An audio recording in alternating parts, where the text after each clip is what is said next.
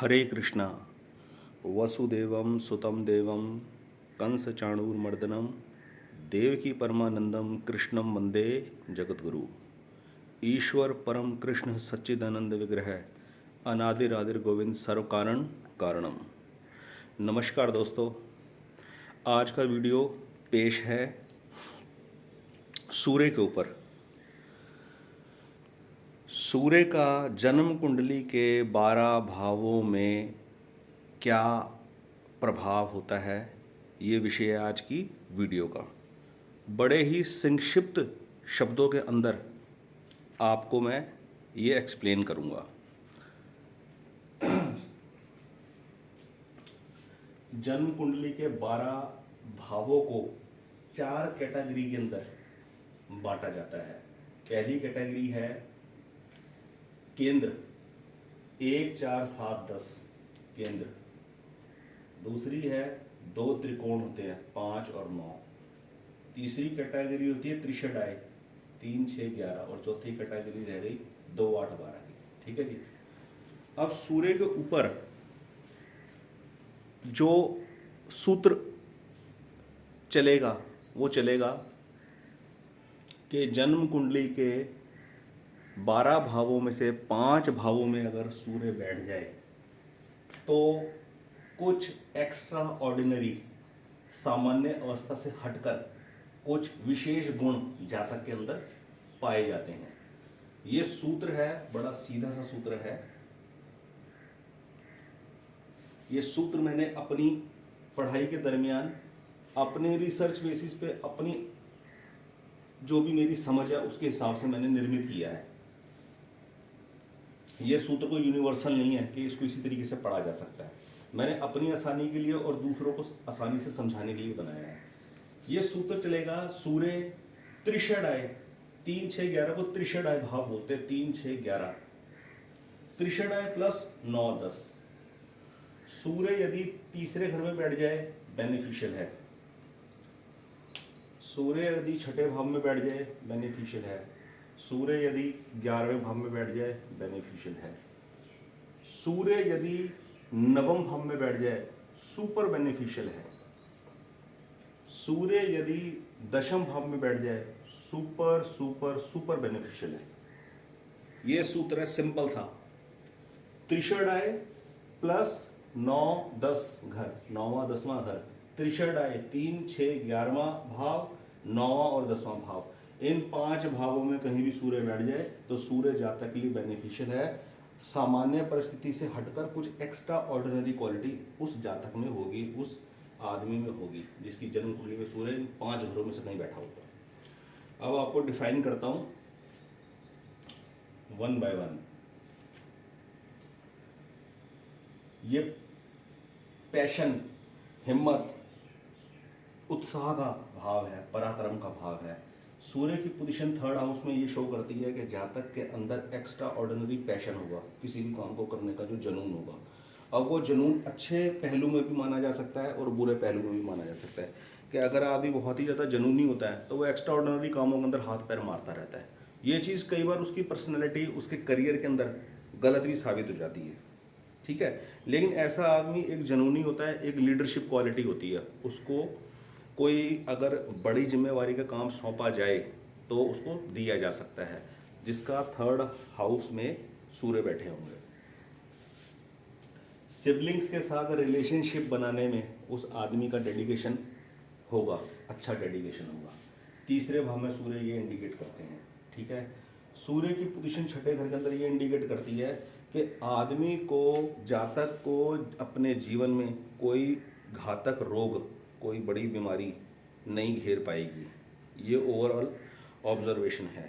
दूसरा, जाने अनजाने में जातक अपने एनिमीज़ को निपटने में कैपेबल होगा। ठीक है, उसको कोई स्पेशल स्ट्रेटेजी लगाने की ज़रूरत नहीं अपने एनिमीज़ को हैंडल करने के लिए। जैसे वर्क प्लेस पे आज के आपको पता ही है, जॉब्स के अंदर आदमी जहाँ काम कर रहा होता है वहाँ अच्छा काम करने के बावजूद भी कोई ना कोई चुगली, ये वो सब चलता रहता है। तो इस सिचुएशंस को हैंडल करने के लिए अंदर आदमी कैपेबल होगा। ठीक है, एनिमीज आदमी पे हावी नहीं होंगे, कोई रोग बीमारी हावी नहीं होगी इसके अंदर। ठीक है, और कर्ज किसी भी प्रकार के लिटिगेशंस के अंदर आदमी नहीं फंस पाएगा अगर सूर्य छठे भाव में है। ये इंडिकेशन मिलता है यहाँ से, ठीक है। अब बात करते हैं 11वें भाव की, त्रिषड आय। आय भाव में अगर सूर्य जिसके बैठे होंगे, ये इंडिकेट करता है कि आदमी अपने कैरियर में किसी अच्छी एडमिनिस्ट्रेटिव पोजीशन पे पहुंच सकता है। स्टूडेंट है, स्टूडेंट लाइफ में है अगर, और उसका पढ़ाई में इंटरेस्ट है तो कोई ऐसे एग्ज़ाम दे, कॉम्पिटिटिव एग्ज़ाम, कि वो गवर्नमेंट जॉब्स के लिए क्वालिफाई कर सकें।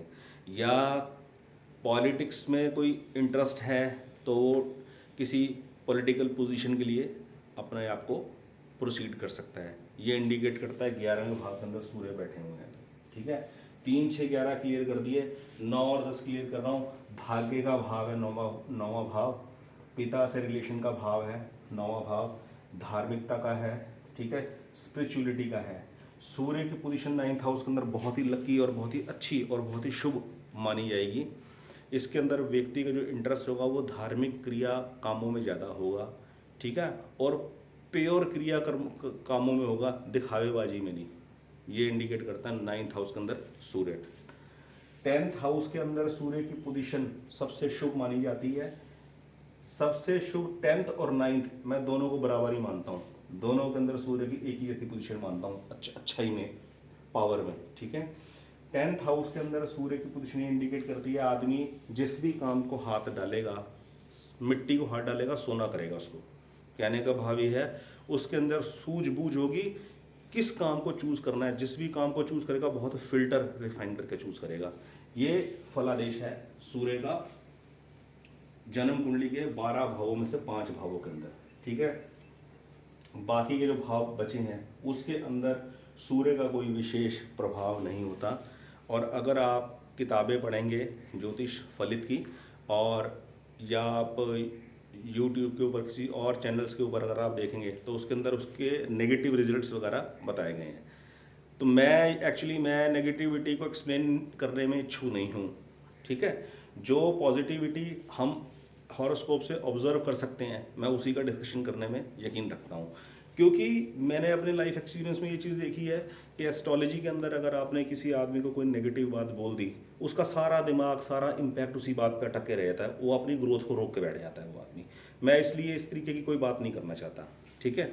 और ये बात का आपको आश्वासन देना चाहता हूँ कि सूर्य अगर किसी और घर के अंदर बैठे हैं तो ऐसा नहीं हो रहा कि आपकी ज़िंदगी ख़राब हो गई या कुछ ऑप्शन वगैरह कुछ भी नहीं बचे, ऐसा कुछ नहीं है।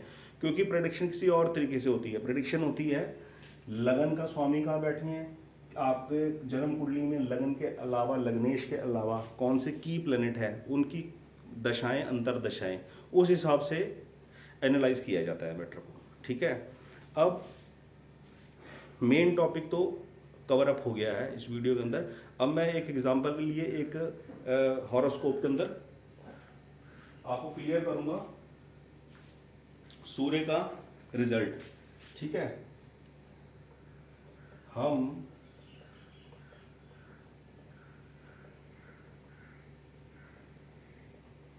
एक जन्म कुंडली लगा रहे हैं। फॉर एग्जाम्पल मैं एक जन्म कुंडली चूज करता हूं मकर लगन की। मकर लगन के अंदर लॉर्डशिप देखते हैं, सूर्य की लॉर्डशिप कहाँ बैठती है, ठीक है जी। मकर लगन की कुंडली इमेजिन करते हैं, ये कुंडली मकर लगन की है। 10 नंबर आ गया जी, 11, 12, 1, 2, 3, 4, 5, 6, 7, 8, 9, ठीक है जी। मकर लगन की कुंडली के अंदर पहला पॉइंट, हम अच्छा पॉइंट जो है वो काउंट करेंगे। इस कुंडली के अंदर, मकर लगन की कुंडली के अंदर जो कर्ता धर्ता ग्रह है वो है शनि। ये जातक को पता ही होगा। मकर लगन है, ठीक है जी, चर लगन है, बहुत बढ़िया और बहुत मजबूत लगन है। इस लगन के व्यक्ति मेरी अपनी ऑब्जर्वेशन के हिसाब से काफ़ी मैच्योर होते हैं, अपनी उम्र से ज़्यादा की मैच्योरिटी उनके अंदर होती है डिसीजन लेने की, ठीक है। मकर लगन के अंदर शनि जो है वो लग्नेश बनते हैं और द्वितीय भाव के भी स्वामी होते हैं धनेश के। लग्नेश है और धनेश है। शनि की पोजीशन जन्म कुंडली में कहाँ पर है ये मैटर करेगा इस और इस भाव की मजबूती के लिए। ठीक है जी।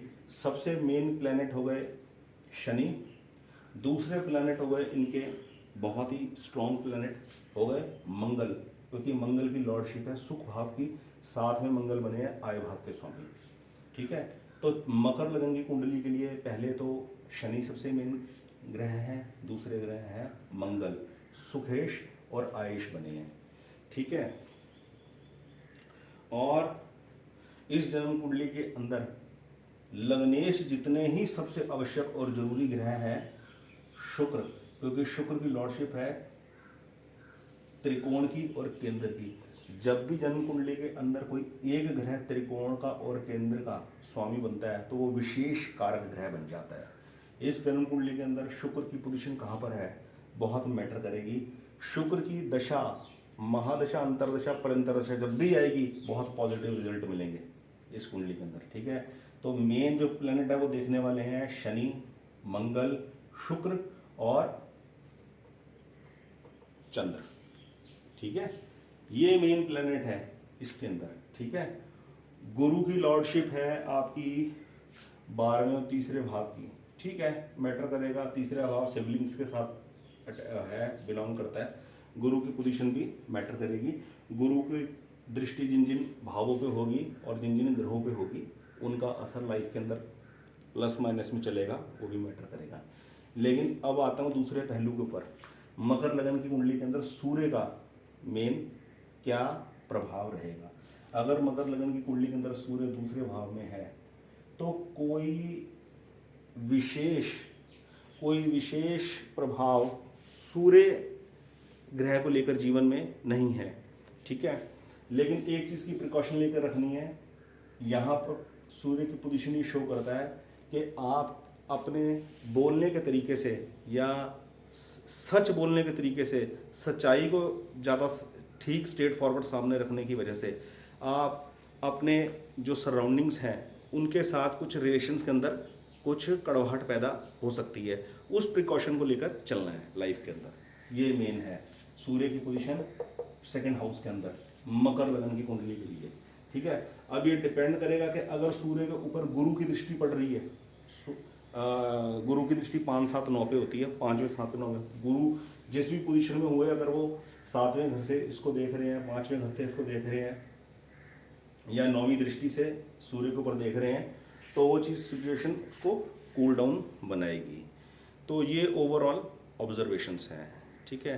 तो मैंने अपनी बहुत सिंपल लैंग्वेज के अंदर कोशिश करी है इस बात को समझाने की, और मेरा ये प्रयास रहता है कि मैं ज्योतिष जो एक्सप्लेन करने का जो तरीका है उसके अंदर किसी आदमी को उलझाऊँ ना, वहमों में ना डालूँ, बल्कि वो उनको वहमों से निकालूँ। ठीक है। फॉर एग्ज़ाम्पल सूर्य देव साक्षात भगवान हैं और सूर्य ग्रह की पोजीशन में ज्योतिष शास्त्र के अंदर विराजमान है। और सूर्य जब उदय होते हैं अमीर गरीब छोटे बड़े सबको एक ही जैसा प्रभाव मिलता है। हर आदमी के जीवन में सभी ग्रहों का अच्छा ही कॉम्बिनेशन है, किसी के अंदर कोई वो नहीं है, बुराई नहीं है। लेकिन बर्थ के टाइम पे ग्रह किस किस पोजीशन में थे उससे एक ऑब्जर्वेशन ली जाएगी कि लाइफ के अंदर किस एरिया के अंदर अपने आप को अपलिफ्ट किया जाए, अपने आप को इम्प्रूव किया जाए। एस्ट्रोलॉजी इस एंगल से सीखनी है। अब अगर सूर्य की दशा चल रही है, मकर लगन की कुंडली है और सूर्य की दशा चल रही है और रिजल्ट अगर कुछ थोड़े से फेवरेबल नहीं आ रहे हैं तो उसमें कोई वहमों में डलने वाली या परेशान होने वाली ज़रूरत नहीं है कि कोई आदमी प्रपोज करे कि आप माणिक पहन लो तो सूर्य ठीक हो जाएगा। ऐसे नहीं है, ये चीज़ नहीं देखी जाएगी। लग्नेश के हिसाब से और की प्लैनेट के हिसाब से ही स्टोन पहना जाता है या कोई रेमेडीज़ अडॉप्ट की जाती है। ठीक है। तो फिर एक बार कहना चाहूँगा, मेरी कोई भी वीडियो कोई भी प्रोग्राम स्क्रिप्टेड नहीं होता। मैं जो बोलता हूँ लाइव ही बोलता हूँ, जो दिमाग में आता रहता है वो बोलता रहता हूँ। ठीक है दोस्तों। और सजेशन बॉक्स में मुझे सजेशन दीजिएगा कि वीडियो के अंदर कोई कमी रही हो या कोई और चीज़ कवर अप करनी हो। अगली वीडियो मैं जो बना के लेकर आऊँगा वो लाऊँगा चंद्र के ऊपर। ठीक है। चंद्र का जन्म कुंडली के अंदर प्रभाव और जन्म कुंडली में जन्म कुंडली के 12 भावों में चंद्र का प्रभाव, ये टॉपिक रहेगा। बहुत बहुत धन्यवाद। हरे कृष्णा।